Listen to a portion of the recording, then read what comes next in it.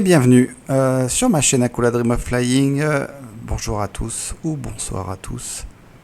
Et comme promis, vous me l'aviez demandé depuis quelques semaines maintenant, voire quelques mois, l'Airbus A310 d'Inibul.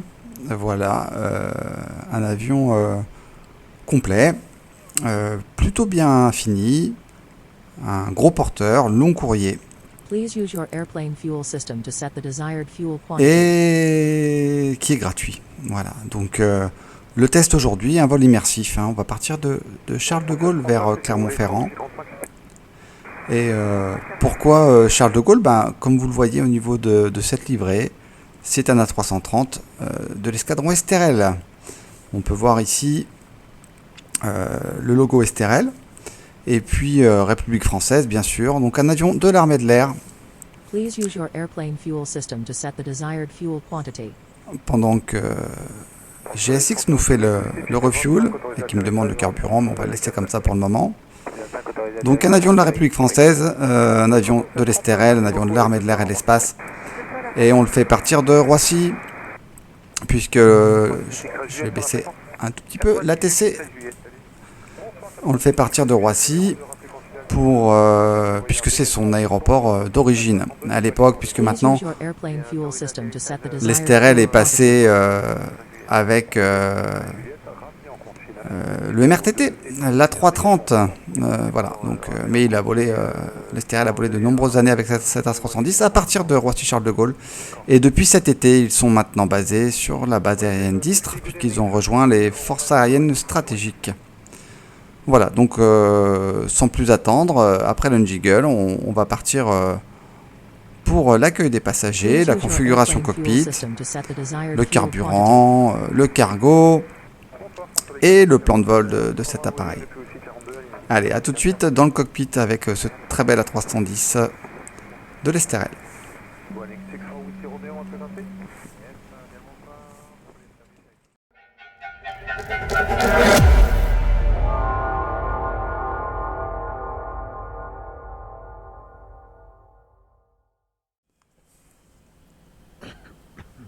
Voilà, nous sommes en cockpit de ce très bel A310 et on voit à Roissy une forte activité.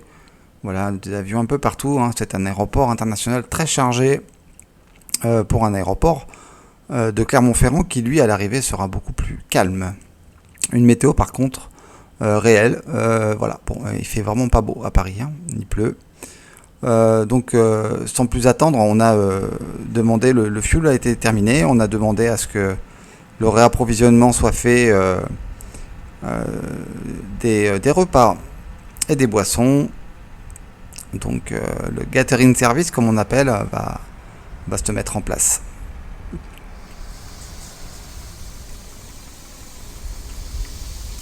Donc on peut voir tout de suite une belle hauteur, quand on va voir un peu le véhicule monter la rampe. On n'est pas du tout sur un gabarit de la 320, on est vraiment sur un gros liner.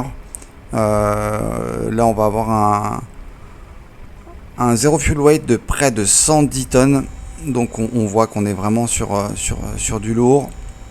Un avion de la même génération que, on va dire, le MD-82, c'est un avion qui consomme beaucoup. Ouais, il y a un petit peu les rampes, la hauteur de l'appareil, bimoteur, biréacteur, avec un train principal à 4 roues par jambe. Et on va procéder tout de suite à la mise en route en Golden Dark. À partir du Golden Dark, donc on a ici donc un tableau de bord. Je vous montrerai rapidement.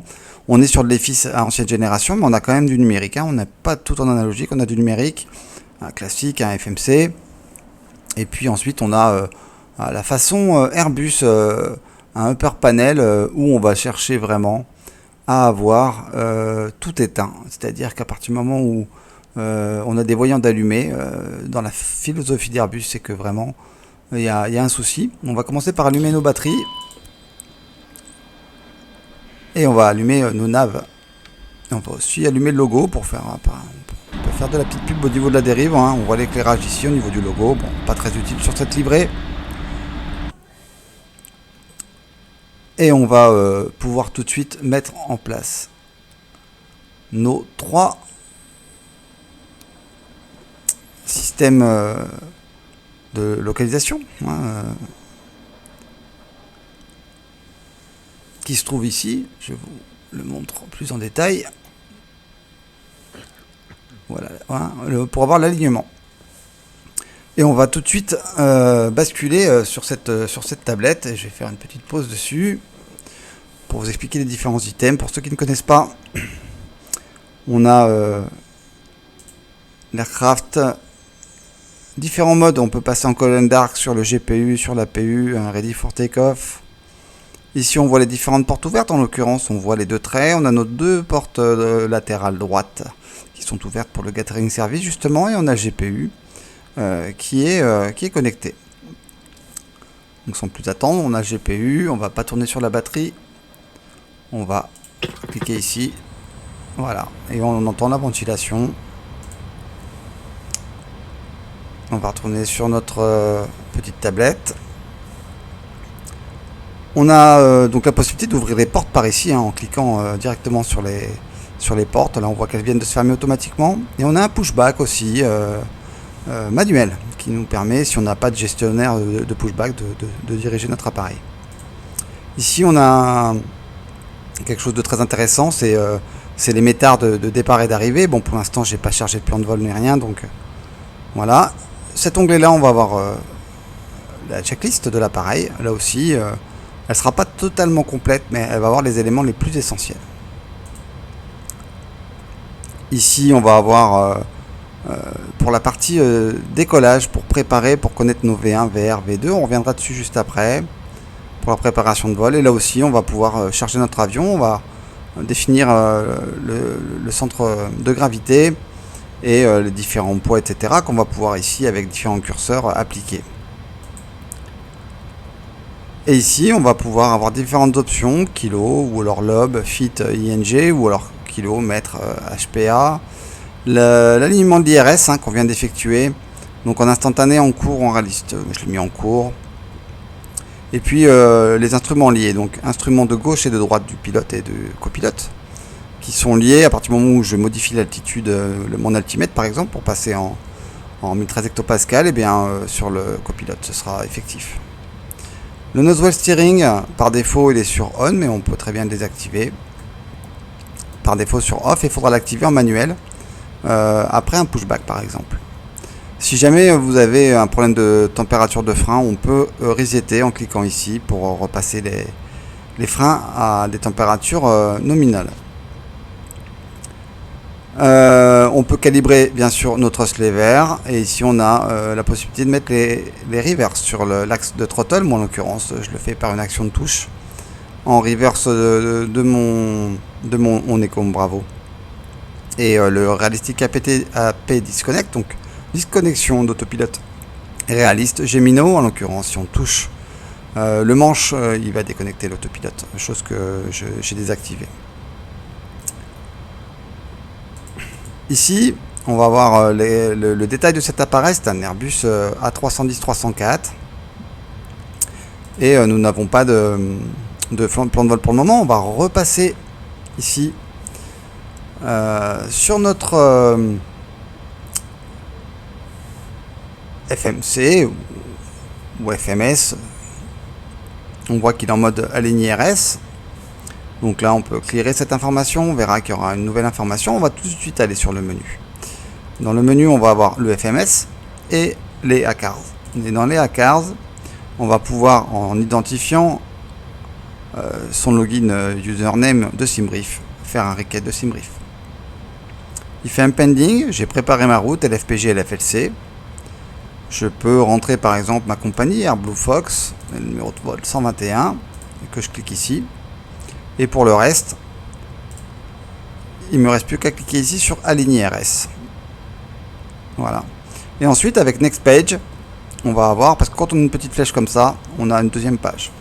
Avec Next Page, on va avoir différentes informations d'initialisation de notre vol, le bloc fuel, zero fuel weight, etc.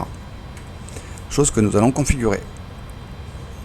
Mais avant ça, on peut voir par exemple qu'en ayant programmé notre FMS, et bien maintenant nos informations par exemple de METAR, de météo, sont à jour. Ou alors au niveau de l'avion, on a bien l'Airbus Fox 121, LFPG, LFLC. Voilà, donc on a un lien entre la tablette et le FMS, mais on n'a pas tout. Par exemple, le bloc fuel, zero fuel weight, il va falloir le rentrer ici à la main. Alors, on va avoir aujourd'hui avec SimBrief. Je vérifie mon plan de vol et au niveau du payload, je vais avoir un zero fuel weight de 110 tonnes environ, 110 tonnes. Donc on va chercher vraiment le 110 tonnes ici. Je sais que j'ai au niveau du sommaire payload, au niveau des packs, j'ai 165 sur 165. Ici,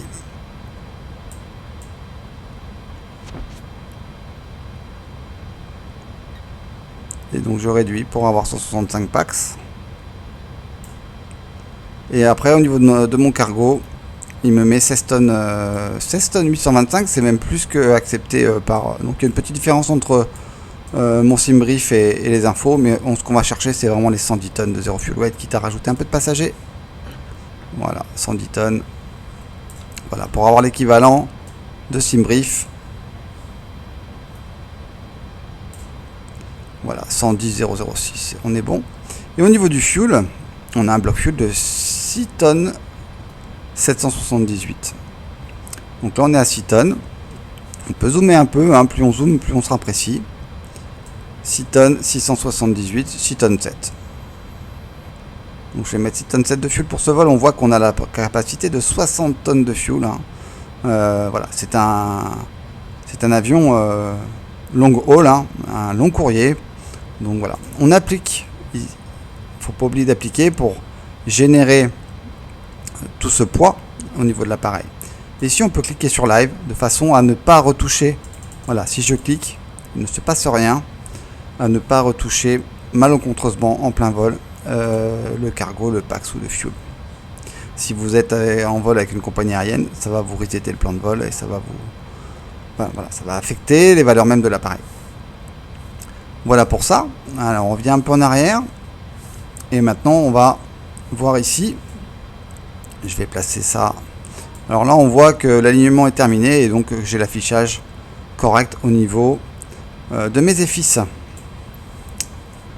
On reprend le bloc fuel qu'on a indiqué. On a 6 tonnes 8. Hein. On va arrondir à 6.8. Bloc fuel et on clique. On a 6.8. Le zero fuel weight. On a différentes informations GPS qu'on clear ici à chaque fois pour dire que c'est bien initialisé. Le zero fuel weight, on l'a vu, hein, 110 tonnes. On remplit la case et on a le gross weight, le take-off gross weight à 116 tonnes 4. Et on vérifie le take-off weight est bien à 116 tonnes 4. Donc pas de souci, et il y a une valeur qu'on ne va pas avoir dans SimBrief, c'est le zero fuel weight CG, centre de gravité. Et ce zero fuel weight CG, on va le récupérer ici en CG 26.9. 26.9. Et là on a complété notre page init. On peut aller sur la page suivante et on revient sur notre plan de vol initial. Maintenant on peut configurer notre partie V1, VR et décollage. Et pour ça on va commencer par aller sur le plan de vol et on va taper ici. On a notre plan de vol qui est chargé, hein, puisqu'on l'a chargé par SimBrief. Voilà. On descend et on monte le plan de vol par ici. Et je vais cliquer sur LFPG pour lui affecter sa SID.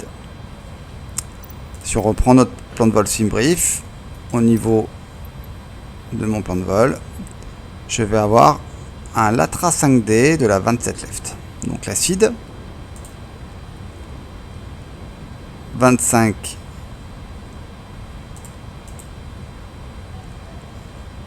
27 left, pardon, autant pour moi, 27 left. Et on a dit Latra 5D, donc on descend jusqu'à tomber sur la Latra 5D. Latra 5D, elle est ici. Et on n'oublie pas d'insérer.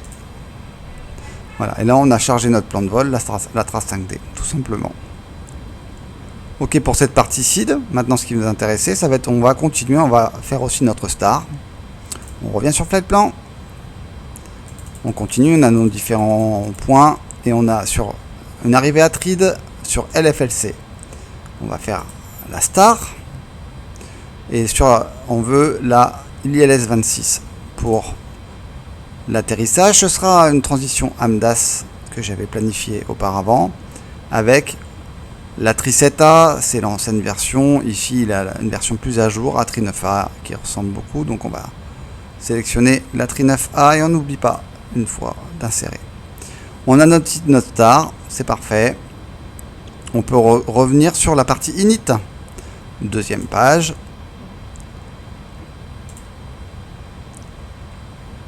Et ensuite la partie take-off approche, on vérifie tout. Ok. On va pouvoir fermer ça et on va revenir sur notre partie de petit avion juste au-dessus. Et on va pouvoir calculer ici avec le poids, etc. Comme on a sélectionné la piste de départ, vous allez voir, on va avoir des raccourcis assez rapides.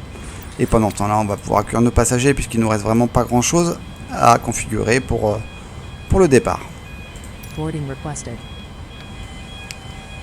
Voilà, la gate va se mettre en place. On voit que tout est automatisé. Il est plutôt bien conçu là-dessus. Les portes, si on reprend les portes, elles vont s'ouvrir.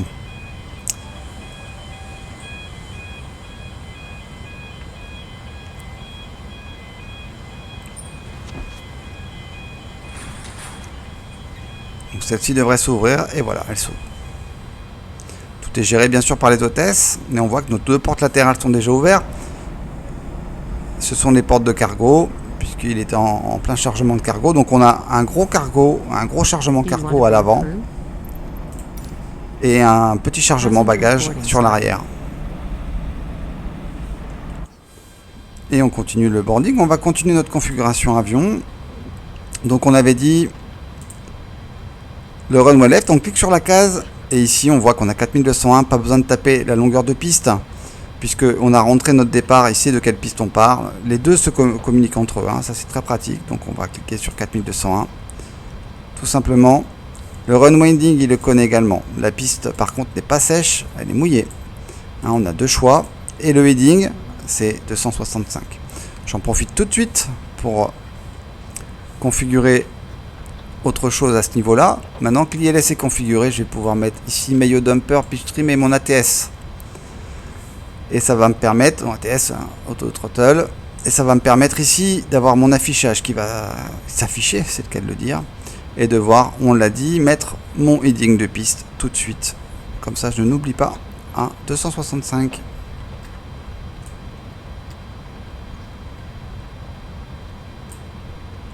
Ok. On continue. 20 degrés, c'est la température qu'il m'a décidé. On a 1020 millibars, 1020 hectopascales, pardon. Donc on en profite ici pour également mettre les 1020 hectopascales. Le poids, on va l'avoir aircraft configuration au décollage. Donc le poids au décollage, il est clairement identifié. Pareil dans SimBrief. Ça va être le take-off weight, donc 116 404. Et bien, on tape 116 404.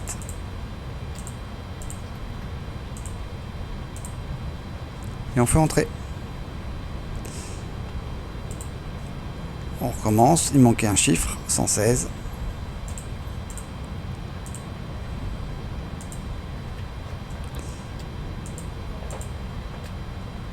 C'est en tonnes, 116 tout court. Voilà. 116 tonnes. Les flaps, on sera en 15-15, c'est-à-dire, qu'est-ce que ça veut dire 15-15? On a plusieurs configurations de flaps au décollage, 20-20 ou 15-0 ou 15-15. Je vais faire 15-15. Quand on parle de 15-15, on a ici, on a 0-0 au niveau des flaps, 15-0, 15-15, 20-20, 30-40. Ça, ce sont les slats. C'est marqué ici. Ce sont les slats.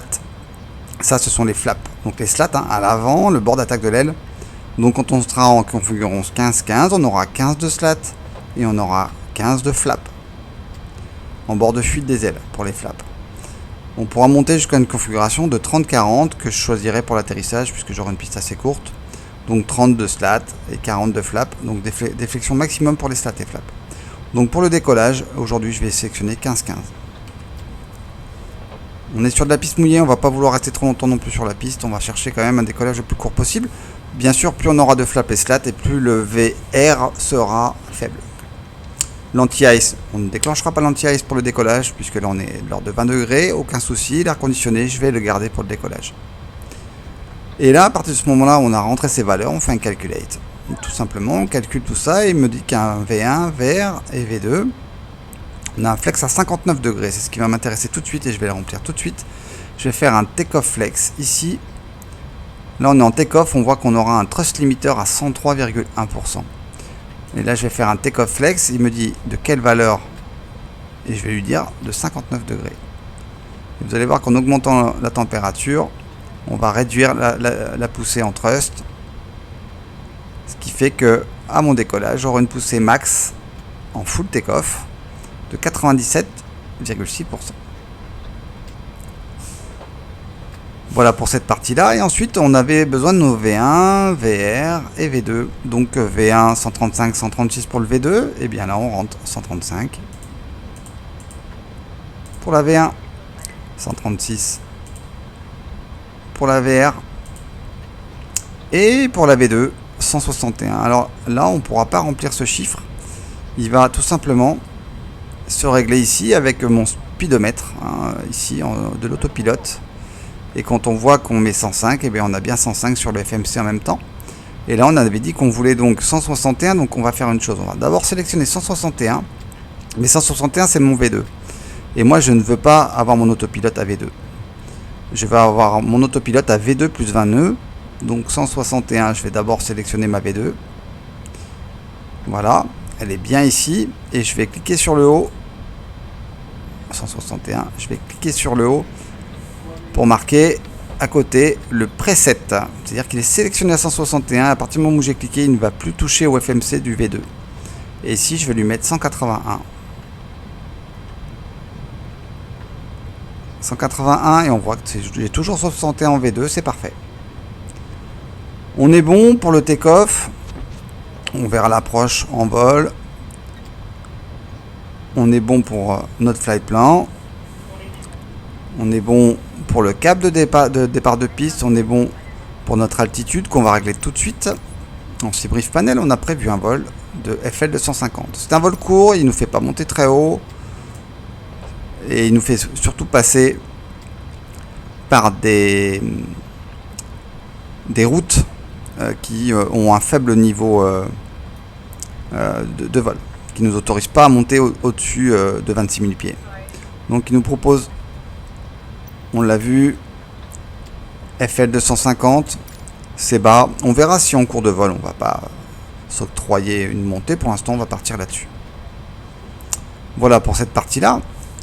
On va mettre un petit peu de lumière, ça manque un peu de luminosité. Pour la luminosité, c'est ici pour avoir le rétroéclairage de la console du bas, le rétroéclairage de la console du haut, que je trouve très joli. Voilà, avec les petits points verts, etc. Enfin, voilà, donc c'est très clair. Et puis ici, on va avoir un rétroéclairage de notre panel ici. Voilà, très important. Et on a aussi un rétroéclairage. Si on regarde un petit peu ces switches là, instrument de light du capitaine et center. Donc, et après on a bien sûr des flood light, classiques, mais les flood, on n'est pas non plus en pleine nuit. Et ici on va pouvoir booster la luminosité de nos cockpits, voilà, respectifs. On continue à charger les passagers. Là on est bon, on a calculé tout ça. Je vais rester sur ma partie météo. On a 20 degrés, c'est bien ce qu'il nous avait indiqué. On a un point de rosée à 19 degrés, donc on a un taux d'humidité très élevé, on le voit. On a 6 nœuds du 160 pour un atémètre à 1020 hectopascal. On est bien à 1020 hectopascal, pas de souci. Ensuite, je vais vous montrer autre chose très important. C'est cette petite console pour laquelle on va avoir différents modules. Là, par défaut, comme une porte est ouverte, il nous force l'affichage des portes. Donc en complément de la tablette, mais celle-ci est beaucoup plus complète et surtout elle est intégrée à l'avion. Donc ça c'est très intéressant. Je vais me reculer un petit peu. Et on va essayer de se placer comme ça. Voilà. À partir du moment où je veux aller sur un autre environnement, comme Engine, si je reclique sur Engine, il va me remettre les portes par défaut. Je vais cliquer sur Clear pour qu'il arrête de me forcer la porte. Si je reviens sur Engine, j'enlève Engine, il me remet sur la porte. Ici, on va voir les bleeds des moteurs. Voilà, tout simplement. Pour l'hydraulique, on va avoir les 3 circuits hydrauliques, bleu, vert et jaune, voilà, qui seront mis en place. L'AC, Alternative Current, le DC, Direct Current. Donc là, on voit qu'on est bien alimenté par le groupe électrogène. On le voit ici, je vais me rapprocher de nouveau. Et External Power, 115 volts, 400 Hz, qui vient alimenter nos 2 bus. Voilà. Ce sera ensuite les moteurs, Gen 1, Gen 2, qui vont venir alimenter ces choses-là. Et on a aussi bien sûr l'APU Gen qu'on va mettre en route avant de mettre en route les moteurs et pour lesquels on aura coupé l'external power qui viendra alimenter nos 2 bus. Voilà, donc ça c'est des éléments importants puisqu'on va checker que tout fonctionne bien à ce niveau-là, pendant le vol, avant le vol, pendant le démarrage. Les bleeders, là aussi, des températures en degrés en fonction de l'APU qui fournit l'APU bleed, on va le voir ensemble, ou le ground power là ici qui nous fournit quand même du bleed. On l'entend au son également. L'air conditionné qui est lié bien sûr au bleed et qui va venir nous donner une température là on a l'ordre de 20 degrés dans le cockpit. En même temps il fait 20 degrés dehors, donc bon voilà, il n'y a pas de souci, là on n'a pas besoin de grand chose. La pressure, donc cabin pressure classique, on va déterminer en fonction de l'altitude de l'appareil si la pression cabine est bonne et on va contrôler ça en plein vol. Le fuel, élément important. Alors le fuel on l'a ici, on a le fuel flow ici en kilos et puis on va avoir les informations de fuel. Mais ici on aura vraiment une page propre au fuel. On voit qu'on a presque 3 tonnes dans les hauteurs ici et on a quasiment rien dans les liners. Voilà, et un total de 6 tonnes 8, donc à checker avant départ, très important, et on avait bien mis 6 tonnes 8, donc ça correspond au fuel nécessaire au vol. L'APU, quand on aura démarré l'APU, on verra ensemble, là il est éteint.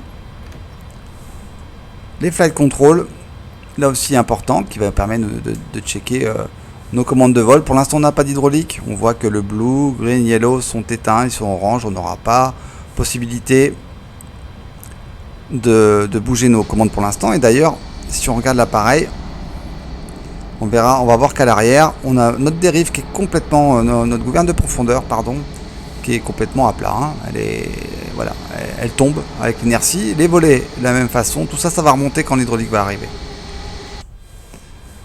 Et puis la dernière, donc les doors on l'a vu, et puis bien sûr les roues avec la température des roues, des freins, température des freins, mais on aura aussi les spoilers ici, qu'on verra bouger en fonction des besoins de freins, mais pas seulement, parce que les spoilers vont aussi s'activer avec le speed brake, ou tout simplement aider les ailerons pour faire du roulis. Voilà. Flap, commande des gaz, aérofrein comme sur tous les liners, et ici l'arrivée fuel des moteurs avec une planche radio ici et un radar météo ici qui fonctionne. Voilà, on va le mettre en route juste après le décollage. Comme la météo est mauvaise ici, on va s'en servir. Voilà pour cette partie. On va revenir sur la partie des portes puisque pour le moment c'est ce qui nous intéresse le plus. Les passagers sont chargés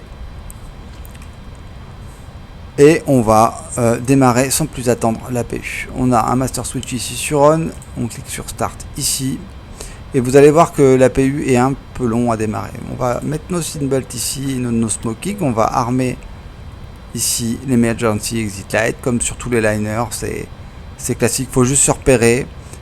On va allumer le galet qui est la partie pour les passagers, pour nourrir les passagers. Et puis ici on a toutes nos fuel pompes, comme je l'ai dit, c'est de l'Airbus. Quand tout est éteint, c'est que tout est bon. Si c'est allumé off, il y a un souci. Les windows heaters, on va pouvoir les allumer ainsi que les probes hit. Et là, on est clair. On n'oublie pas ici le low supply oxygène. Ici, qu'on va cliquer sur on. Et pour le reste, vous allez voir que on aura fini pour la base. Bien sûr, on a Gen 1, Gen 2. Les moteurs ne sont pas en route. Ils sont sur fault. Et là aussi, on a l'hydraulic power où tout est sur off. Mais dès qu'on va avoir l'APU qui va monter, ça ira beaucoup mieux. Donc cette APU justement, on va cliquer sur APU et on va voir que voilà, il commence tout juste à monter en pourcentage et la température EGT elle aussi monte tout doucement. Donc voilà, on va vraiment attendre d'avoir le voltage et l'herdien ici qui sera à la bonne valeur avant bien sûr de débrancher l'external power. Cet APU il se situe ici. On voit d'ailleurs la chaleur des gaz qui commence à arriver. Il se situe vraiment à l'arrière de l'avion.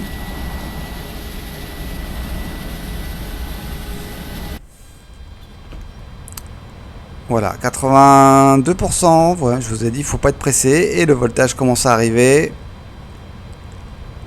On voit la petite flèche verte qui évolue également. On va arriver, là on dit que c'est valable. Voilà, 100%. Et la température redescend. On est dans des valeurs correctes, l'APU. Et bon, on a bien l'APU running sur le mémo ici. Et l'external power connected. Connecté, pardon. On va pas essayer de faire du franglais. Et donc, on va ici, tout simplement, maintenant que l'APU est connectée, on va pouvoir passer l'APU bleed sur on. Et là, on entend la ventilation. Et on va voir également, par exemple, au niveau des bleeds. On va couper ici notre source external power. On voit ici que ça bagote, l'énergie a vraiment été reprise par l'APU et on voit ici que l'APU fournit bien l'air bleed. Voilà, pour réchauffer la cabine ou pour l'air conditionné. Même chose pour l'air conditionné, on vérifie que tout est correct. Voilà, on arrive, les températures augmentent, la moyenne choisie est de 23 degrés. On va vérifier ici, ça se passe ici, c'est en mode auto. Cockpit auto. Si je décide de descendre un peu le cockpit, on va voir ici qu'on va chercher plutôt un 21 degrés. Voilà, il va descendre la température d'arrivée pour nous faire descendre un peu la température de cockpit vers 21 degrés. Je préfère 21 que 23 degrés. C'est vraiment pour peaufiner. On voit qu'on a aussi les réglages pour toutes les l'after cabine, forward cabine, middle cabine, forward cabine ici. D'accord? Voilà, donc vous pouvez à tout moment checker les températures des différents compartiments, mais bien sûr vous les retrouvez au niveau de votre console ici en synthèse, c'est beaucoup plus clair. Voilà pour ça. Écoutez, on est bon, on va juste checker qu'on n'a pas de souci d'hydraulique. Voilà, on a bien ici la partie hydraulique qui va se lancer dès les moteurs lancés, et on a quand même un des deux hydrauliques qui va être alimenté.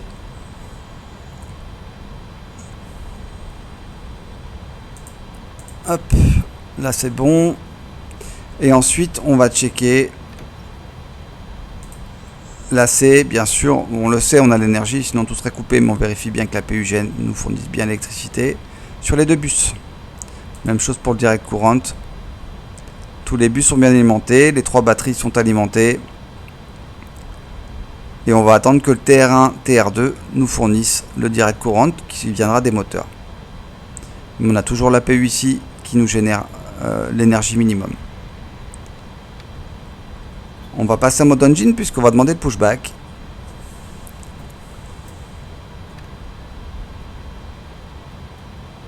Je vérifie 2-3 petites informations. On demande à GSX le pushback et le départ.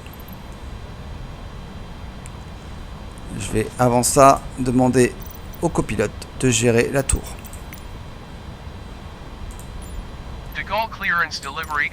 Donc le but est d'avoir la clearance, bien sûr, pour partir.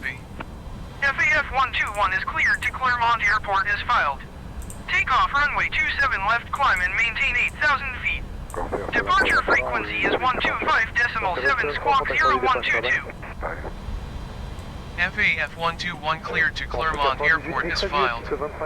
Take off runway 27 left climb and maintain 8,000 feet. On est tout bon. Departure on 125.7 squawk 0. Alors il ne pleut plus, c'est dommage. On avait la possibilité de voir les essuie-glaces qui sont ici et qui sont fonctionnels. On voit la pluie qui n'apparaît pas là où les essuie-glaces passent. Bon bah là il pleut pas, dommage, mais c'est pour vous montrer que c'était fonctionnel. En tout cas ça fait plaisir de voir que ça peut exister. On est bon pour ça. Allez, on est parti pour le pushback. Je vais quand même débrancher ici mon Ground Power Unit, j'en ai plus besoin. Quant à la porte, elle va se fermer en demandant le pushback et le prêt au départure.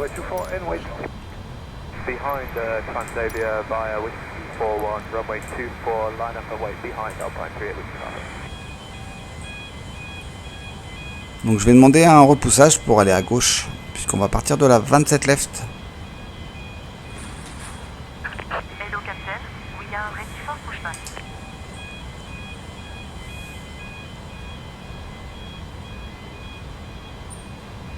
On va préparer le démarrage moteur, on va se mettre sur le start A.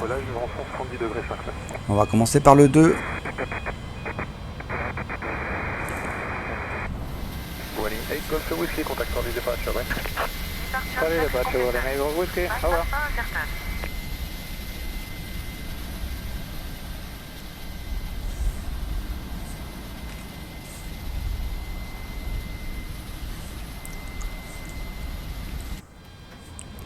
Bien sûr, on va pas oublier de mettre nos beacon lights dès maintenant, puisqu'on va démarrer les moteurs.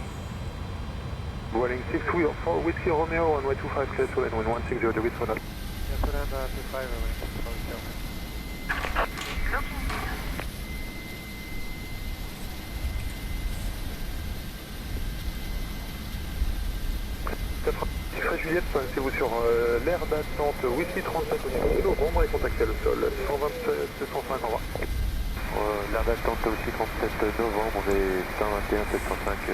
On a dit un nose left. Release parking brake. Alpine 8 Whisky Papa, runway 24, faites sur takeoff in 17 de with silent. Start at wind. Voilà. Ça c'est typique de GSX. Bon bah voilà, un petit bug, c'est pas grave, il va nous emmener quand même au point de départ, ça va pas nous empêcher de démarrer notre moteur, en espérant qu'il ne fasse quand même pas n'importe quoi. Et s'il est bien parti pour nous faire n'importe quoi. On va l'arrêter là. Hop. Ben oui, ça arrive, hein. C'est pas grave. Allez, on démarre le moteur, donc on est en start A et on démarre le start 2 et je mets le parking brake et on va faire un départ direct puisque monsieur ne veut pas nous pusher.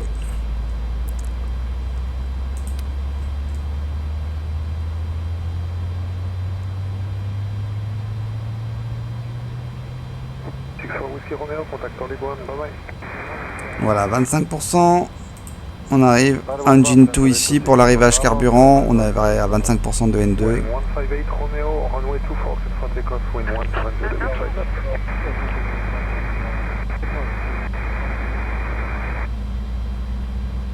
Et on va voir les écrans quand le 2 va démarrer qui vont switcher de l'APU, de l'énergie, de l'APU vers l'engine numéro 2. Voilà, on voit le switch ici, les écrans qui s'éteignent et qui se rallument. C'est à l'ancienne, hein. Et on va pouvoir démarrer le 1.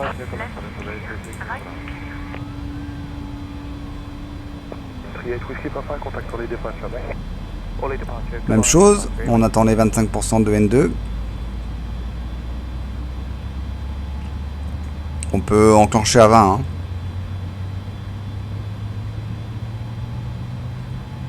C'est parti. Pour l'engine numéro 1.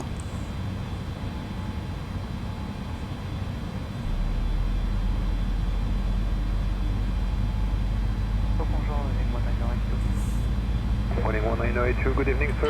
Runway 25, departure tunnel, wind 160 degrees from us.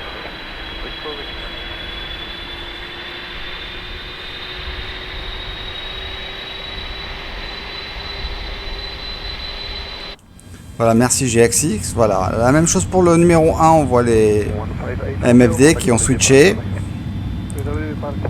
Et on est bon, on n'oublie pas de repasser l'ignition sur off. Voilà pour les moteurs démarrer, stabiliser. Et on va pouvoir couper l'APU. On va couper l'APU bleed. Et on voit que c'est l'APU des moteurs, le bleed des moteurs, pardon, qui reprend avec un XFIT si on le souhaite. Et puis ici, on va pouvoir couper le master switch de l'APU. On vérifie bien ici que les engines fournissent bien le bleed, c'est le cas. Et on vérifie que l'APU se coupe bien. C'est le cas, on voit qu'il diminue. Et on va partir pour le roulage, donc on va mettre nos taxi lights ici. Et puis on va demander à la tour, PGSX, on va demander à la tour l'autorisation de roulage. De Gaulle Ground FAF 121 with Quebec ready to taxi IFR. FAF 121 taxi to and hold short of runway 27 left via taxiway Alpha November Alpha 1 November Bravo Quebec Bravo 7 On va mettre le flap en 15-15 maintenant qu'on a l'hydraulique.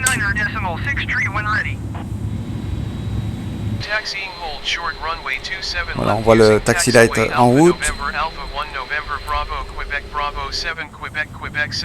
On va enlever le parking brake et on est parti pour le roulage. Là, je vais mettre l'onglet météo sur ma tablette si j'ai besoin de me rappeler du vent. On peut faire un refresh ici, un update métard, ça peut évoluer, donc voilà. Donc, on est toujours bon au niveau de la pression barométrique.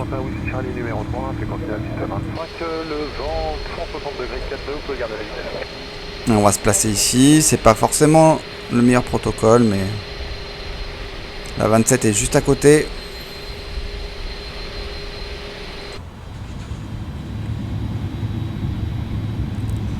Voilà, c'est un gros appareil, on y va doucement quand même.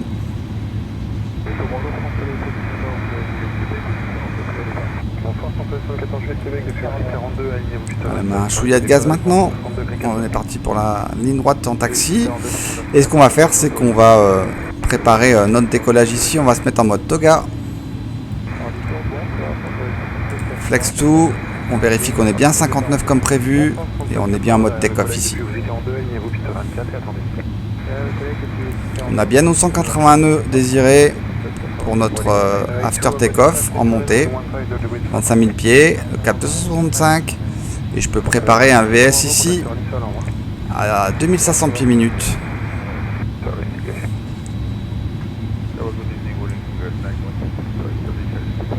Good evening, when in 19016 Victor, speed 180 knots, frequency of runway 25, wind 150 degrees for knots.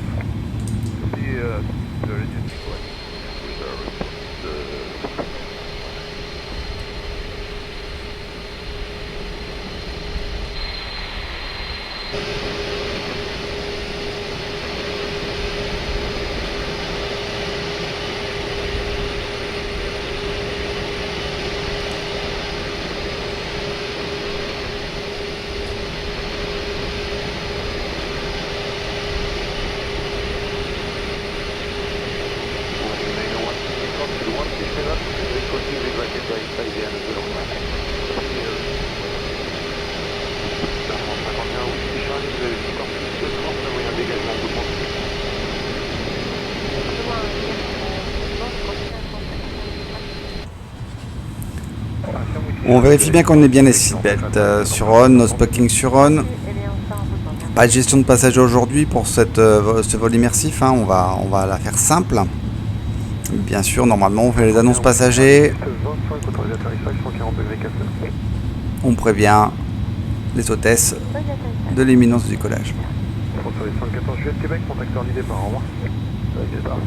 Voilà, on va prendre la bretelle la plus éloignée. Bon, on a une piste de 13 000 pieds, hein, de 13 783 pieds. Donc autant dire qu'on a une des plus longues pistes de Roissy. Et on va l'utiliser. On n'oublie pas, ici on va pouvoir passer notre transpondeur sur TARA. On est en 20.00 en code transpondeur.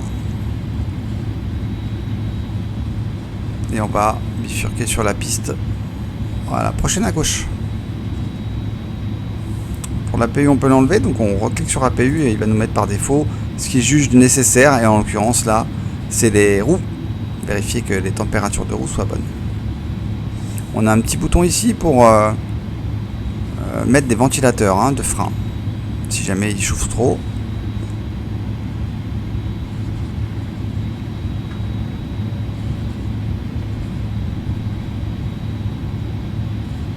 Voilà, on arrive, on va s'arrêter, on va mettre nos landing lights sur on et on va positionner nos strobes sur on également.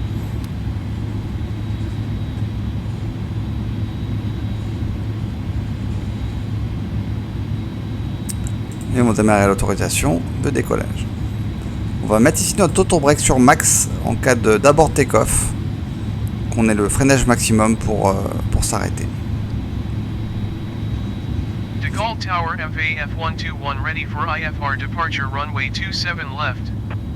FAF 121 QNH 30.12 wind 159er at 7. Cleared for takeoff runway 27 left. Cleared for takeoff runway 27 left FAF 121. On a le check pour le décollage, donc on voit qu'on a un avion qui arrive, mais il est à l'opposé. Je pense qu'il arrive, puisqu'on voit les feux d'atterrissage, sinon on ne verrait pas cette lumière blanche. Il doit être sur la piste 9 left, je pense. Une arrivée. Bon, en même temps, on a un vent du sud. Donc, on est vraiment, on a un vent de travers. On passe ici sur take-off. On n'oublie pas sur le nez. On va voir en extérieur qu'on a bien tous nos feux de décollage qui sont allumés.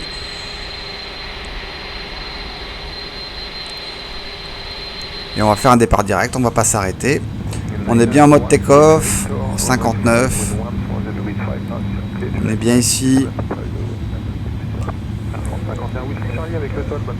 On va checker l'auto-throttle sur on. Et c'est parti. Il va chercher 180 nœuds, il va mettre les gaz tout seul. Et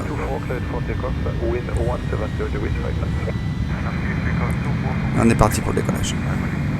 Il n'y aura pas d'annonce V1 VR. On va checker ici qu'on ait bien les bonnes valeurs.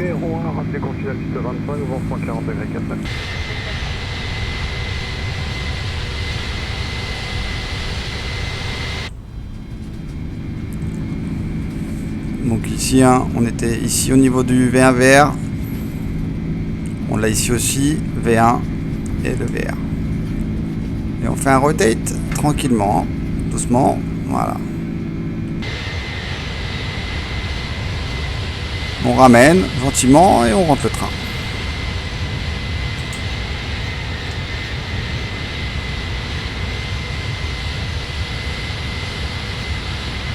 On reste bien sur l'axe de piste. On va éviter de passer à côté de l'avion qui était en finale. On passe en mode heading.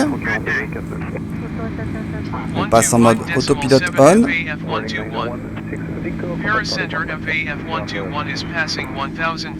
Et on peut passer en mode profile. On va rechercher les 250 nœuds. On va rentrer un grand flap.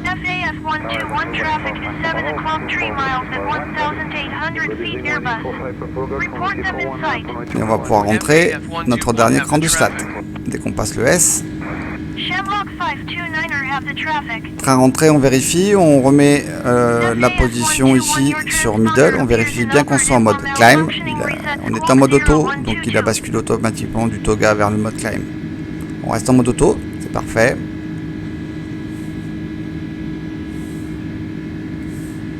Alors les essuie-glaces, voilà, vous voyez, il y a de l'eau à l'endroit où il n'y a pas l'essuie-glace. Voilà, donc c'est plutôt bien fait.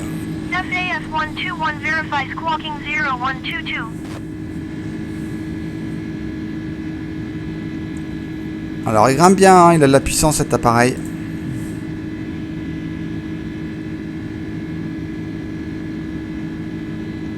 Voilà, on continue d'accélérer tout doucement, on est en montée.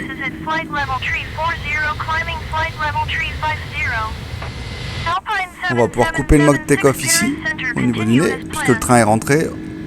FAF 121, your transponder appears inoperative or malfunctioning. Reset squawk 0122. 0122. 45 Papa Golf, runway 24, cleared for takeoff with 15 degrees for knots. C'était pas le bon transpondeur. Runway 651, contact on les departure, bye. Departure, Mark 651 uniform. Bye bye, bonne soirée.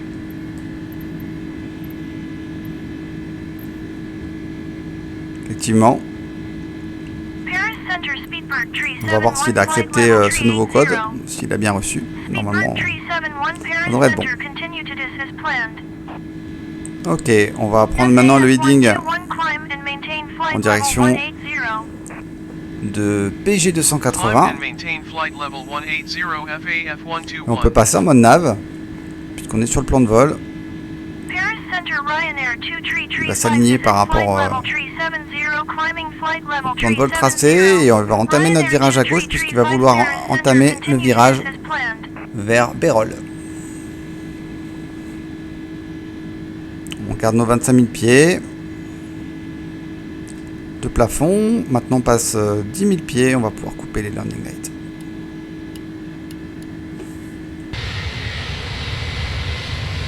Voilà, landing light qui se rétracte. Et lui va maintenant chercher ici, il a changé sa valeur, on n'est plus à 250 nœuds puisqu'on vient de passer 10 000 pieds, il va pousser à 280 nœuds pour notre vitesse IAS de montée.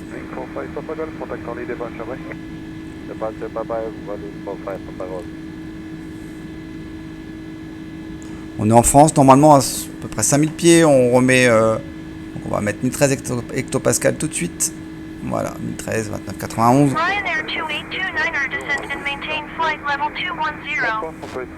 On est toujours en mode climb, mais on peut déjà contrôler une chose, c'est qu'au niveau de nos blidaires, nos températures ici, on est bien aux bonnes températures, 21 pour le cockpit et 23 pour le reste, c'est parfait.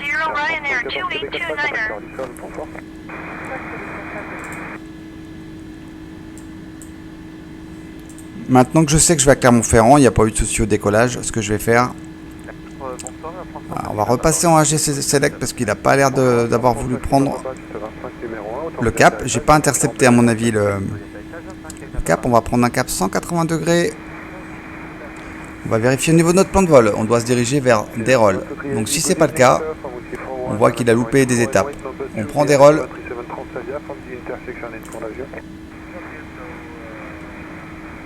Se mettre en flight plan. On va faire un direct tout. Donc dire et vous faites Dérol. Et on fait insert. Et voilà. Et on voit que là, on part pour Dérol, on va repasser en nav. Et là, il va bien reprendre l'information. On est bien en mode nav, en P-Clim et P-Trust. Donc on est bien en gestion FMS pour le climb et en gestion autopilote avec le FMS pour les gaz. C'est pour ça qu'ici, on n'a pas d'information sur le SpeedMac. Il prend les 280 nœuds renseignés par défaut dans le FMS. Donc il a loupé une étape et à partir du moment où il a loupé l'étape, il attend de revenir sur cette étape pour passer en mode nav et comme je n'étais pas actif, j'étais en mode leading, tout simplement. Donc avec le mode dire, comme direct tout, on sélectionne là où on veut aller et ensuite aucun souci. On a différentes informations, top of climb, etc. La petite flèche bleue. Et si on dézoome, on va avoir le top of descent qui est calculé et qui se trouve par ici, en blanc.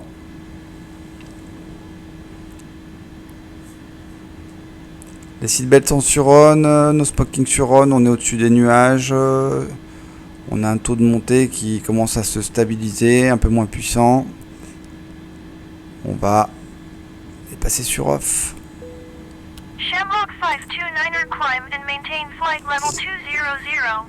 Et on vérifie bien que sur le mémo, on n'est pas d'avarie, pas d'alarme, rien. Alors, ce qu'on va faire, c'est comme on sait qu'on va aller sur Clermont-Ferrand. Clermont-Ferrand étant à 1108 pieds d'altitude. Ici, je vais sélectionner l'altitude de destination à 1108 pieds. Ça, c'est pour le... Voilà, 1100. C'est pour la pressu cockpit. Toujours en climb, on voit qu'on a 103% de N1, 101.6 de N2. Voilà, là on est vraiment à une altitude où on peut se permettre de donner plus de puissance. Et on continue à monter jusqu'à nos 25 000 pieds. Et on va aller au-delà, hein. On va tricher, on va lui demander 32 000 pieds. Et on va demander à la tour d'augmenter de 7 000 pieds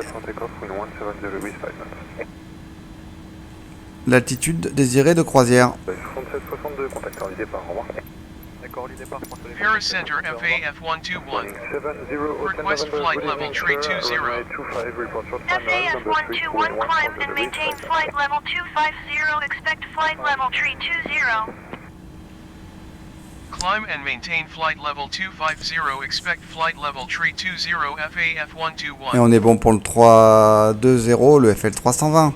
On va d'abord passer par l'étape du FL 250, mais on va pousser Air jusqu'au FL Portugal 320. 446, contact Orly approach on 118.8. Et on voit qu'il nous a changé notre top of climb, hein, Good day. et le top of descent qui est un peu plus rapproché, le top of climb qui est un peu plus éloigné.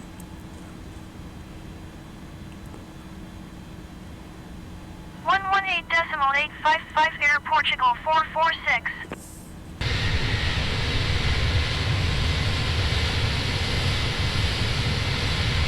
Ah, on avait dit la météo, bon je l'ai pas activé. Ici la météo, très simple, on a notre petite console.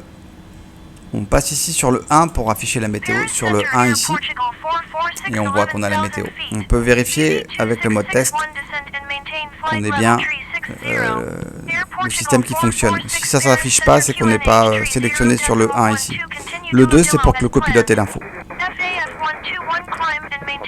On passe sur Weather. Contactez le sol, Lima Papa, ça s'est dégagé. Climb and maintain flight Et là, c'est level plutôt tree clair devant 20 nous. FAF Effectivement, on 121. avait du mauvais temps sur Paris. Et sur notre droite, on voit d'ailleurs une belle dépression ici, qui est en rouge ici. Tuner 723 Heavy, contact early departure, bye. Early departure, 723, au revoir. Alpine 716 uniform, 125, clear to lane 114. 26 000 pieds bientôt.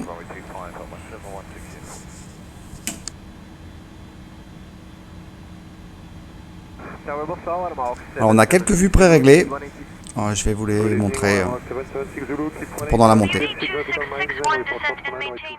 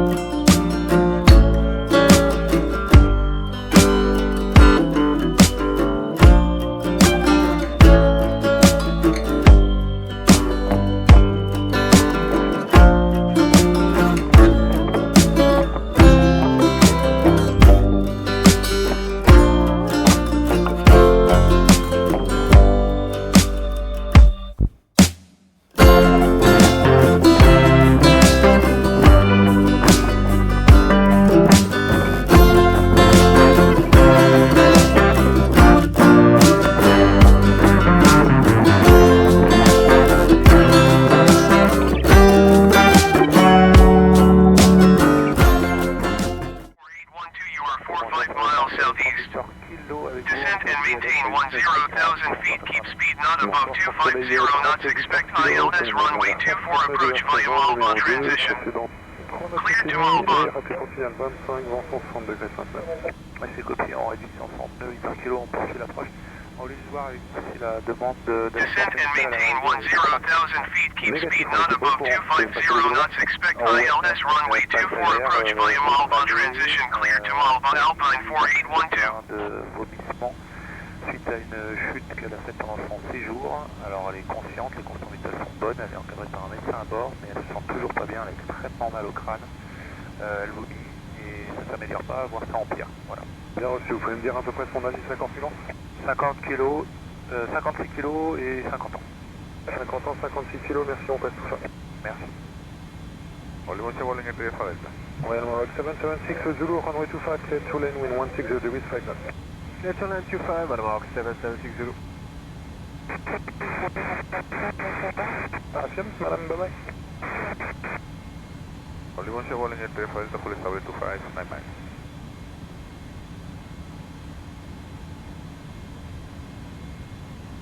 Running 83 Alpha Delta, good evening, sir. Report short runway 25, wind 160 degrees 5 knots. D'accord.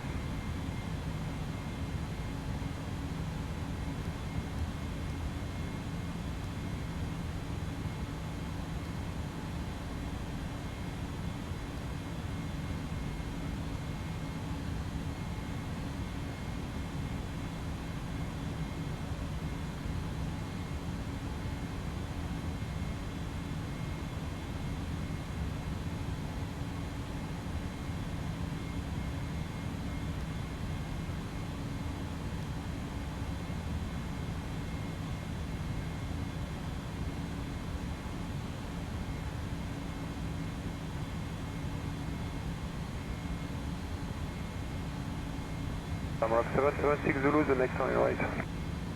Excellent, Maroc 776 Zulu.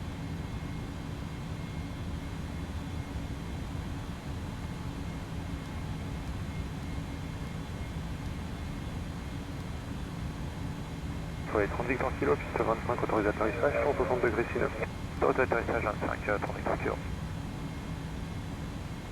Bonsoir, Alpine 96, Charlie Tango, establishment nearest 25.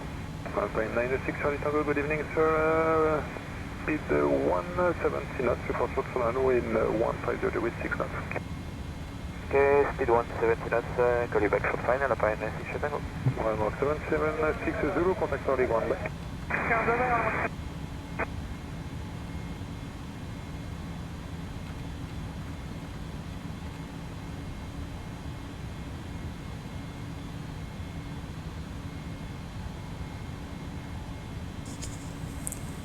Voilà, vous l'avez vu, hein, ici en cliquant sur le haut, on passe en 1000 pieds.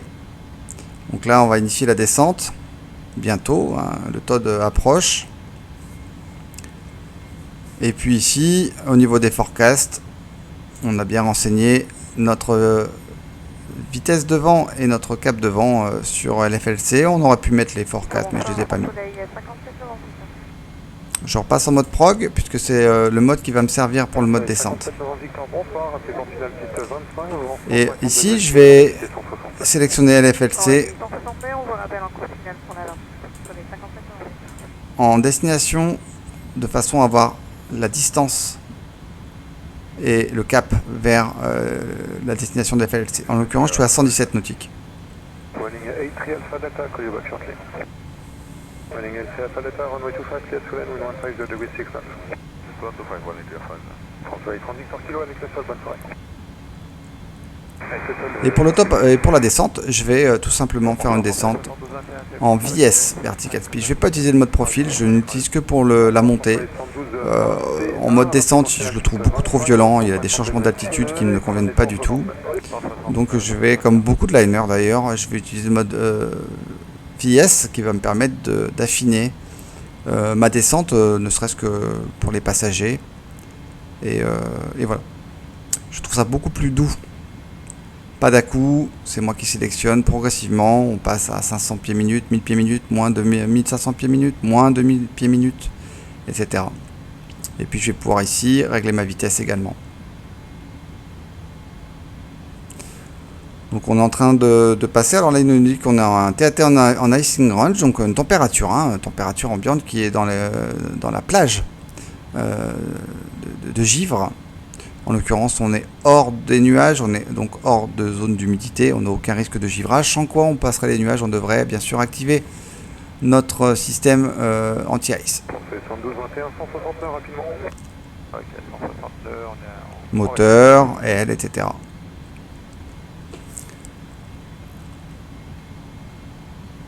Voilà, on vient de passer ici notre TOD qui pour moi n'est pas forcément très efficace. C'est pas un TOD très bien calculé je trouve. Donc voilà, à vous de voir. Je vais changer mon altitude puisque c'est pas 3000 pieds mais 4800 pieds. Donc je vais mettre à 5000 pieds d'arrivée pour l'ILS. Et puisqu'on parle d'ILS, on va aller chercher un petit peu notre ILS. C'est un 110.10 de fréquence pour 262 degrés. Donc ce qu'on va faire, c'est qu'on va le pré-régler ici sur la console centrale en 110.10 pour 262 degrés.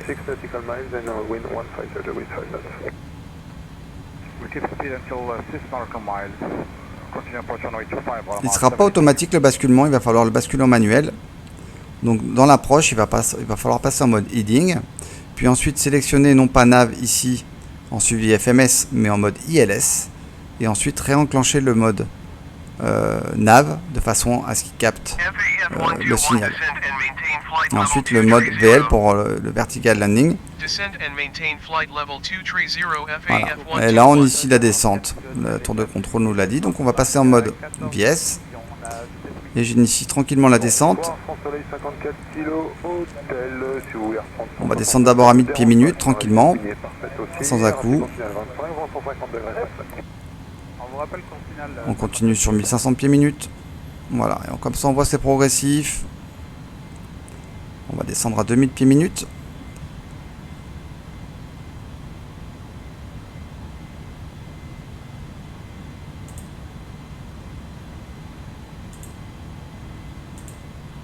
Soleil 57 avant Victor, piste 25 autorisé atterrissage, en 150 degrés 5. Autorisé atterrissage, piste 25. On voit un vertical def qui est pas bon, mais comme le top of descente était bien en avant, c'est normal. Je vais rester sur 2000 pieds minutes pour le moment et je vais passer en mode Speed Mac et je vais demander 280 nœuds en descente.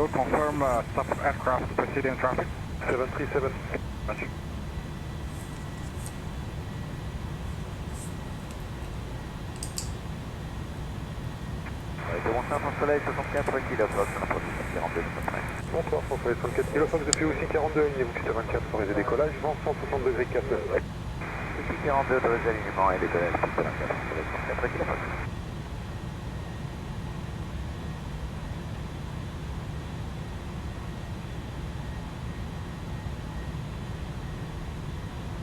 Voilà, on descend sur un taux qui est très respectable, hein, 2000 pieds minutes, c'est correct. En mode profil, on va voir, il nous fait descendre parfois à 4000 pieds minutes. Moi je trouve ça un peu excessif. En plus c'est par à-coup, voire 5000 pieds minutes. Pour moi c'est pas du tout acceptable vis-à-vis d'une simulation de liner au niveau des passagers. Ça me paraît extrême. Soleil 57 devant Victor, contacteur du sol, au revoir. Soleil 57 devant Victor,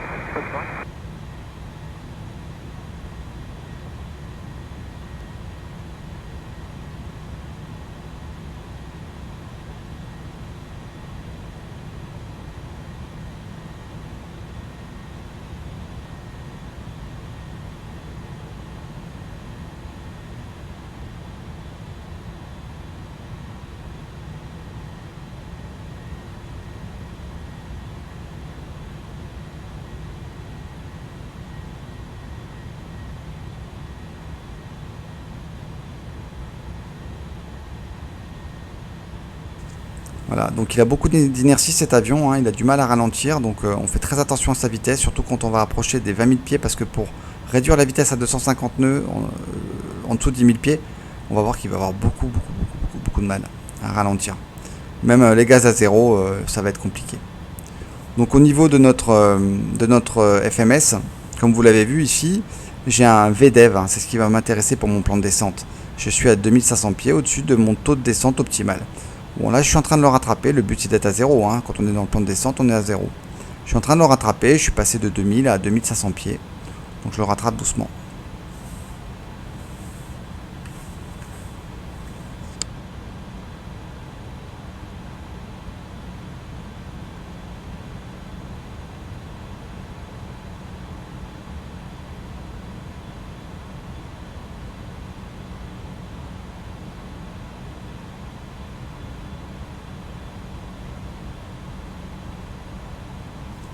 Pour passer en mode fly plan si on le souhaite, hein, pour vérifier le cap hein, et la distance entre chaque waypoint. Et puis on peut également, si on clique sur Next Page, puisqu'on voit qu'on a une petite flèche, hein, avoir une autre information, c'est l'altitude à laquelle on doit passer les waypoints et les vitesses à laquelle on doit les passer. Donc on était bien à Mach 0.77 en top of descente et il me dit 252, donc on va régler sur 252.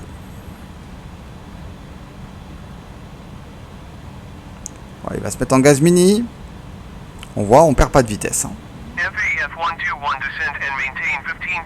Voilà, on a vraiment du mal. On est qu'à 2500 pieds minutes. Là, il nous autorise pour le FL 150, hein, 15 000 pieds. Et on voit qu'on ne descend pas. Alors, bien sûr, on a les aérofreins, mais pour l'instant, on va pas l'utiliser. Tant qu'on est sur ces attitudes-là, c'est pas grave si on a un peu trop de vitesse. Mais voilà, 2500 pieds, gaz à 0, il les a mis à 0 et on voit que on lui a demandé 252 nœuds et il n'y arrive pas. Donc bien penser à cette descente et à une vitesse un peu trop excessive, arriver aux alentours des 10 000 pieds. Quand on sera à 15 000 pieds, on va clairement ralentir. Hein. Sur le mémo, on a différentes informations, toujours notre centre de gravité qui évolue en fonction du carburant perdu. Notre total de fuel qui est maintenant à 3,6 tonnes, on est bon. La température, moins 3 degrés au niveau des fuel tanks. Le TAT, hein, la température extérieure qui est de 6 degrés. Et puis notre gros weight qui est important, hein, qui est donc de 113 tonnes. 6. Donc on va repasser en mode prog. Et ici on va vérifier on continue à rattraper 1570, 1560. On est en train de rattraper ça doucement. Et puis on peut quand même vérifier ici au niveau pressu qu'on n'ait pas de soucis, hein, c'est important. On est toujours bon au niveau pressu. La cabine d'altitude qui est à 2600 pieds. C'est parfait. Tout est dans le vert.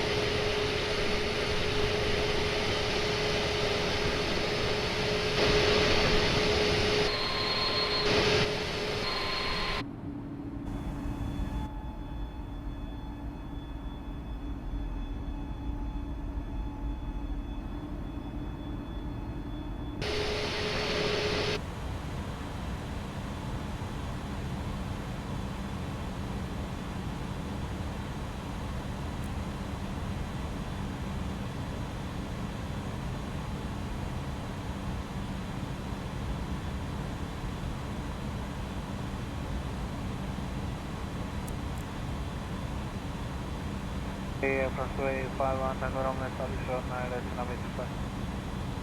Frontway 51 Tango Romeo, good evening sir, report short on runway 25, wind 160 degrees for platform.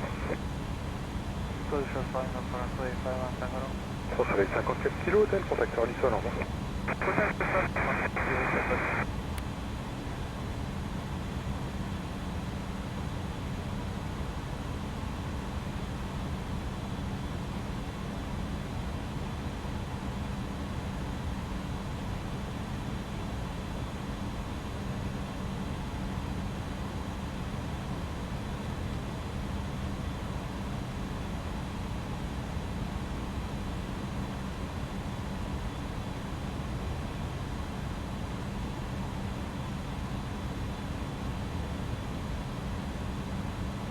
FAF 121, you are 700 feet below your assigned altitude.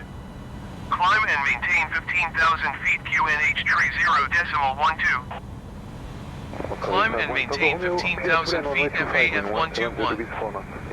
FAF 121, contact Marseille Center on 130.85. Good day. 130.85 for FAF 121. Marseille Center FAF 121 is at 13,500 feet, climbing 15,000 feet. FAF 121 Marseille Center QNH tree 0.12, continue to Reimer as planned. FAF 121, you are 45 miles north. Descend and maintain 6,000 feet, expect ILS runway 26 approach via Reimer transition. Cleared to Reimer. Descend and maintain 6,000 feet, expect ILS runway 26 approach via Reimer transition, cleared to Reimer FAF 121.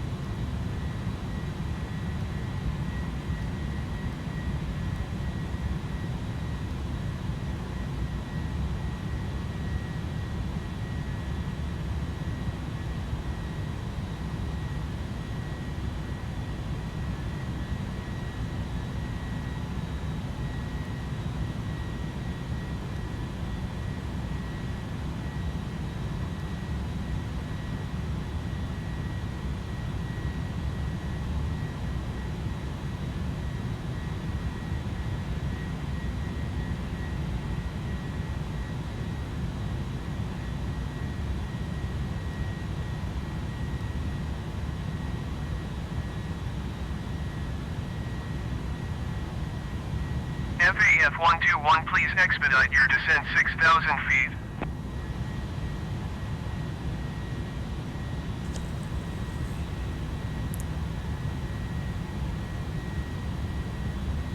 Voilà, une petite erreur de ma part, hein. Vous l'avez vu sur la nav. Une star qui n'était pas bonne. Hein. Donc là, on arrive bien par Rimor et la CL26. Et ensuite la piste 26. Donc un recalcul de la star. L'entrée ILS était toujours bonne. On est repassé en mode heading automatiquement puisqu'il cherchait un point de nav qu'il n'avait plus. Puisqu'on avait modifié cette star. On s'est remis en mode flight plan. Et on a resélectionné notre direct Rimor qui se trouve ici pour ensuite prendre ILC 26 ici qui sera notre point de virage à droite pour arriver sur FL26 et la piste 26 de FLLC. Et là il veut que j'accélère la descente à 6000 pieds. On va repasser en mode flight plan, en mode prog pardon. On vérifie, on est 900 pieds trop bas, donc on rattrape tout doucement notre plan de descente. On est un peu trop bas, mais rien de grave. Je vais repasser en mode map. Alors le mode plan, c'était bien, ça m'aura permis de checker au niveau de mon plan de vol que je n'avais loupé aucun point de nav. Et pour le mode map, voilà, on voit qu'on est légèrement en dessous. Le VDEV est en violet est au-dessus. Et ici, on a notre petit curseur de plan de descente hein, qui nous dit à 5000 pieds, on sera arrivé à 5000 pieds à cet endroit là, ce qui est plutôt bon. Voilà, on diminue toujours notre écart. Attention 250 nœuds hein, mais là on est bon. On va réduire à 240. Voilà, histoire de pas frôler quand même La limite, sachant que vous l'avez vu, hein, il a du mal à ralentir. Je n'ai qu'un taux de descente de 1000 pieds minute. Hein. On voit que les gaz à zéro, là, il a vraiment du mal à ralentir. C'est vraiment à prendre en compte. On va diminuer la portée. On est en train de rattraper notre VDEV ici, hein, et on peut le confirmer ici au niveau de notre FMS. Effectivement, on est en train de rattraper notre vertical dev.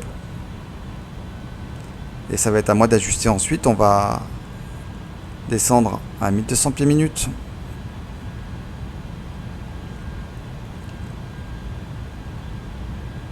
On a bien réglé la fréquence qu'il est 510.10 pour un cap de 262.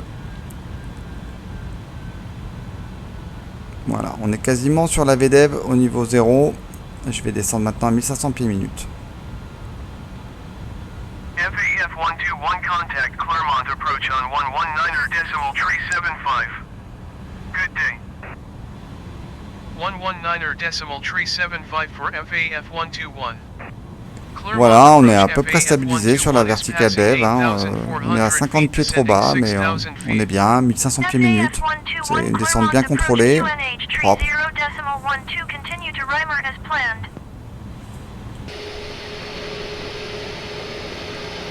FAF 121 descend and maintain 4000 feet, keep speed not above 220 knots. Alors on est dit 4000 pieds, mais pas plus de 220 nœuds. On va réduire à 220 nœuds pour 4000 pieds. On check toujours notre VDEV ici, on est toujours bon, on est à 40 pieds en dessous.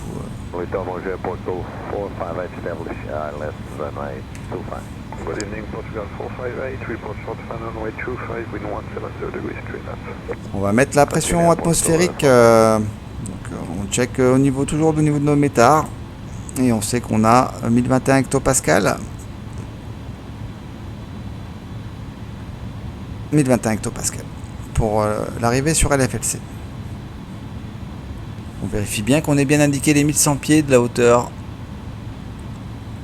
d'élévation de la piste. On check toujours, on a 180, on a 200 pieds au-dessus du VDEV. Je vais augmenter un peu ma descente, 1700 pieds minute. Je vais diminuer ma descente, pardon.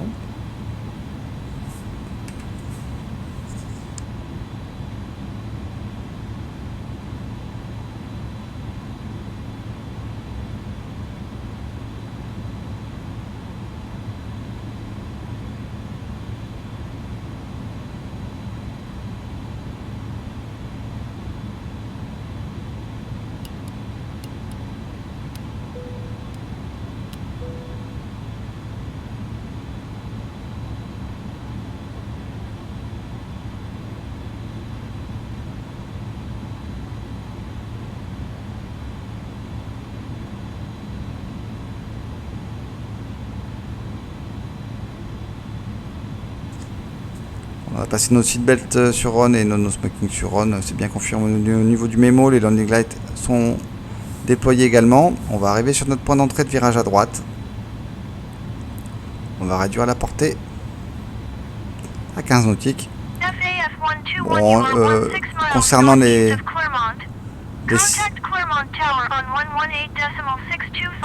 seatbelts sur RON et les no smoking sur RON à mettre vers 15 000 pieds, les landing lights quand on arrive à 10 000 pieds. Hein. Clermont Tower FAF 12116 miles east inbound ILS runway 26 approach. FAF 121 Clermont Tower. QNH 30.14 wind 338 at 4. Cleared ILS runway 26 approach. Cleared ILS runway 26 approach FAF 121.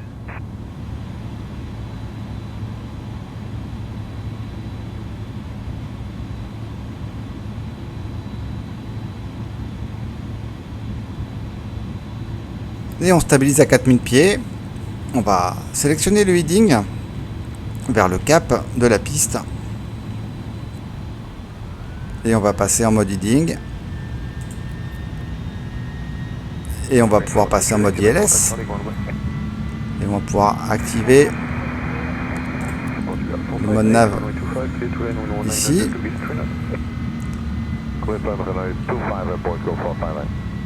On va descendre notre vitesse à 200 nœuds. Et on va activer notre premier écran de SLAT. Oh, bonsoir, France Soleil, 27 Bravo Romeo, ILS 25. On va réduire notre Speedmax à 180. Bonsoir, François 4 Zulu Victor, piste 24 depuis Office 31, alignez-vous, autorisé décollage. Alors on a un autoland hein, en mode land ici, ça va faire atterrir l'avion tout seul. Bon, je sais pas mon trip, mais sachez qu'il existe. Voilà, les slats ici sont bien déployés, on est dans la plage. Allez, on va sortir le train. Et on va mettre 15-15 en flap.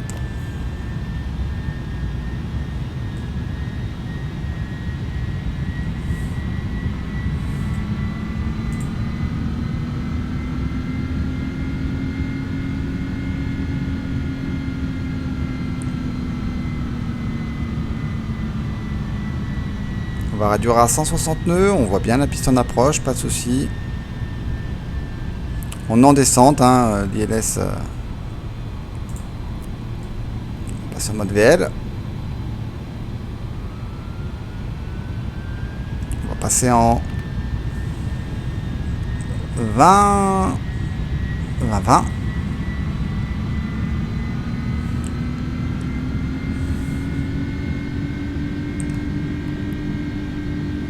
passer en mode arc. En rose, comme vous le souhaitez. Et je vais rester en mode map pour l'instant. Et je vais désactiver l'autopilote parce que j'adore finir en manuel. Donc là, on avait vu 154 nœuds.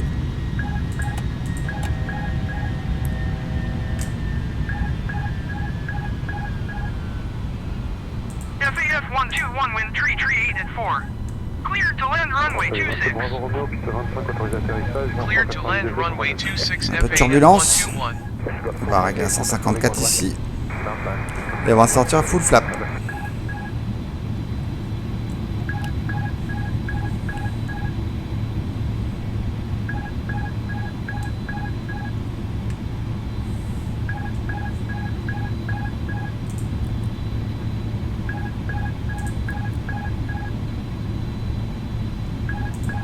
On passe en mode togaz si on a besoin de remettre les gaz. Et j'ai mon alarme que je n'arrive pas à désactiver.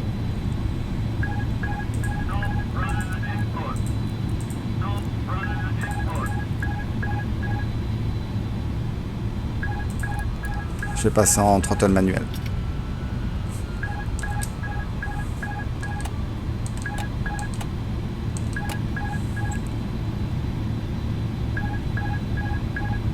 Bon, je ne me rappelle plus pour arrêter l'alarme.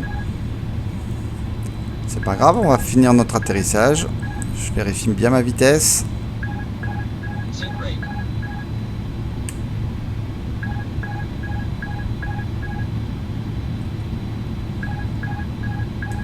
Attention à la vitesse. Un peu bas. On voit mon axe ici, hein.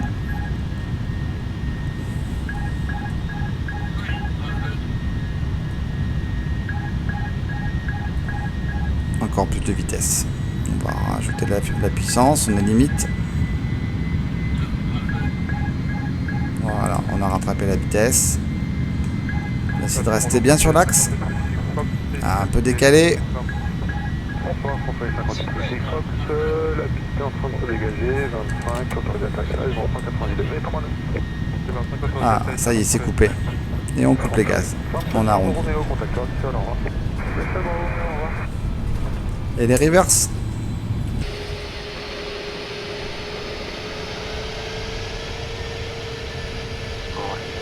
Bonsoir, France Soleil, 87 Normand.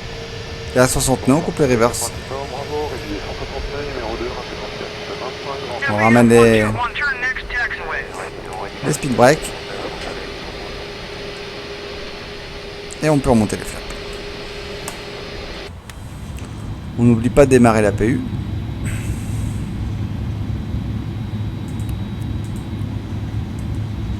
Et on va sortir à la prochaine.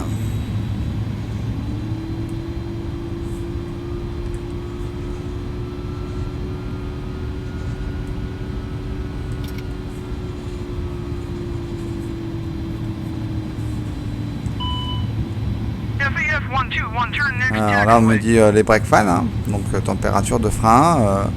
C'est vrai que j'étais en médium, il a vraiment freiné tout du long. J'aurais pu arrêter le freinage en manuel. Dès qu'on freine à pied, il arrête le freinage automatique. En l'occurrence, on va allumer ici les brake fans sur on.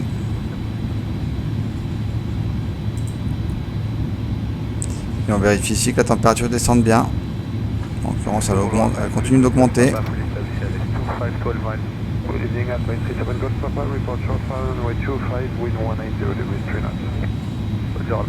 FAF 121 exit runway when able.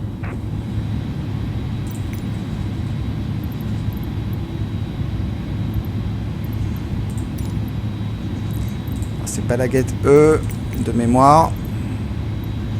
FAF 121 contact ground on 121 On va se decimal mettre comme 9 ça. Oh, il y a du monde. 121 decimal 9 FAF 121. Alors les ventilateurs, là, on voit c'est stabilisé à 430 degrés, 425. Ça va descendre doucement. Hein. C'est pas des gros ventilos, hein. On va pas vraiment gagner du temps. Dans la tablette, on a la possibilité de resetter la température. Hein, s'il y a besoin de refaire un départ, voilà, et que vous n'avez pas encore les températures adéquates. Il y a quelques avions sur le départ.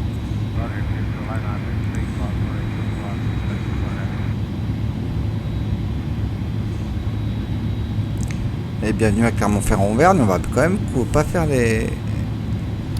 couper nos landing lights, on va couper nos strobes.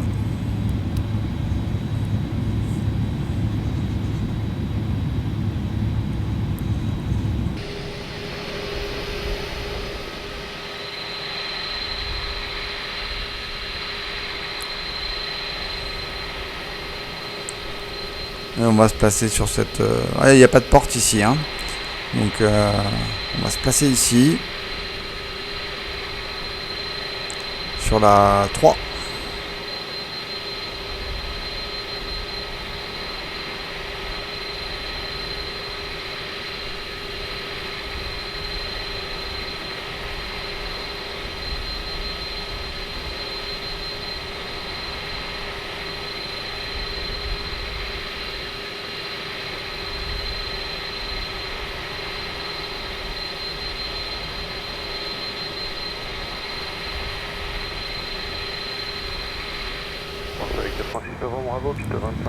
Le parking brake, on va checker notre APU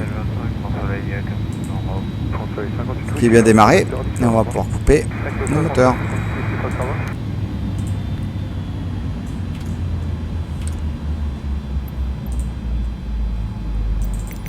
Et on va demander le deboarding. Bon là il veut pas, je suis mal placé. Voilà pour cette partie. Alors dès qu'on a coupé les moteurs, on le voit, l'APU prend le dessus, mais on a des petites choses comme ici, hein, le yaw dumper, etc. qui sont passés sur off. Automatiquement, on n'a plus l'affichage au niveau du panel au niveau du cockpit ici. On va couper les seatbelts. On va pouvoir couper les beacons. On garde les nav lights. On va couper le taxi light. Voilà, classique, hein, rien de nouveau. On va mettre les APU bleed. Et on va pouvoir couper au niveau carburant. Et on va pouvoir couper ici le suppli oxygène. Et on est bon. On est bon. Voilà, bah écoutez, un vol en A310, c'est pas mon avion. Hein. C'est pas voilà, l'avion que je préfère, mais maintenant il est bon. Hein. Voilà, même si je trouve qu'il est... c'est un gros liner des années 90, 80-90. Je le trouve très puissant en montée, en descente. Il a l'air de glisser quand même beaucoup en descente. Alors, je ne suis pas pilote A310, si ça se trouve, je vais couper la radio. Si ça se trouve, il est comme ça. Encore en descente qui glisse, vu son poids, etc., je ne dis pas. Mais c'est vrai que le taux de montée au départ de l'ordre de 4000 pieds minute me paraît un peu excessif. Voilà. Sur un mode climb, hein, on n'est pas un mode MCT, hein, Mac Climb Thrust, qui donnera encore plus de puissance. Donc ça me paraît assez élevé. Écoutez, on peut allumer ici, bien sûr, le GPU hein, pour avoir de l'alimentation extérieure. On a forcément ici ensuite l'information comme quoi on a l'external power qui est valable. Et si on clique dessus, on est bon. Et ça nous permet ensuite de couper l'APU bleed et l'APU et le master switch de l'APU pour couper l'APU. Tout en ayant toujours du courant. Voilà, on voit que l'APU se coupe. Et GSX, bien sûr, ne trouve pas cette gate là, il la connaît pas. Et on va se mettre à la P3A. On va le warper, c'est l'avantage hein, de pouvoir warper. Et on va pouvoir décharger.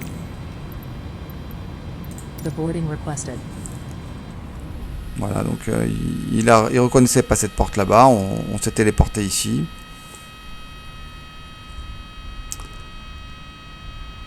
Et on est parti pour le déchargement de cette fois-ci, non pas par une gate, mais par les escaliers, donc par les deux portes avant et arrière. Bah écoutez, on va se laisser sur cette musique, avec cette image. Je vous remercie de m'avoir suivi. Ce vol n'était pas parfait, vous l'avez compris. Mais voilà, l'essentiel était là. Ça vous fait une petite démo de cet appareil. Peut-être quelques petites choses apprises.